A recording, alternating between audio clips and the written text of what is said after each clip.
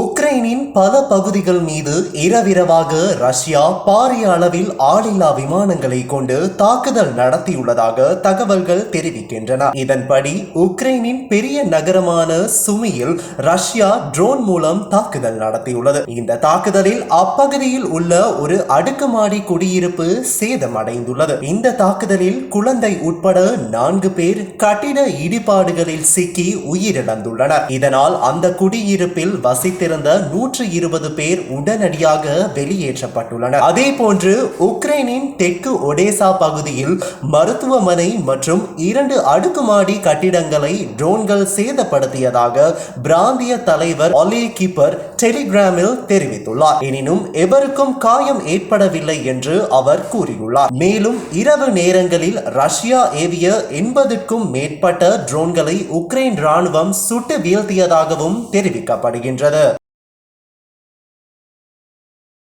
ராணுவ ஹெலிகாப்டரும் பயணிகள் விமானமும் நடுவானில் நேருக்கு நேர் மோதி விபத்துக்குள்ளான சம்பவத்தில் 67 பேர் உயிரிழந்துள்ளனர். அமெரிக்காவின் கான்சஸ் மாகாணம் விச்சிட்டா நகரில் இருந்து 60 பயணிகள் 4 ஊழியர்கள் என மொத்தம் 64 பேருடன் வாஷிங்டன் மாகாணத்திற்கு அமெரிக்கன் ஏர்லைன்ஸ் விமானம் நேற்று முன்தினம் இரவு பயணித்துள்ளது. விமானம் வாஷிங்டனில் உள்ள ரொனால்ட் ரீகன் விமான நிலையத்தில் தரையிறங்க நெருங்கிக் கொண்டிருந்தது. அதே நேரத்தில் அமெரிக்க ராணுவத்திற்கு சொந்தமான ஹெலிகாப்டர் ரொனால்ட் ரீகன் விமான நிலையத்தில் இருந்து பயணித்துள்ளது. இந்நிலையில் தரையிறங்க முயன்ற பயணிகள் விமானமும் பயணத்தை ஆரம்பித்த ராணுவ ஹெலிகாப்டரும் நடுவானில் நேருக்கு நேர் மோதி விபத்துக்குள்ளாகின. இந்த கோர விபத்தில் பயணிகள் விமானத்தில் பயணித்த 64 பேர், ஹெலிகாப்டரில் பயணித்த 3 பேர் என மொத்தம் 67 பேரும் சம்பவ இடத்திலேயே உயிரிழந்தனர். இதே நேரம் விமானத்தின் கருப்பு பெட்டியை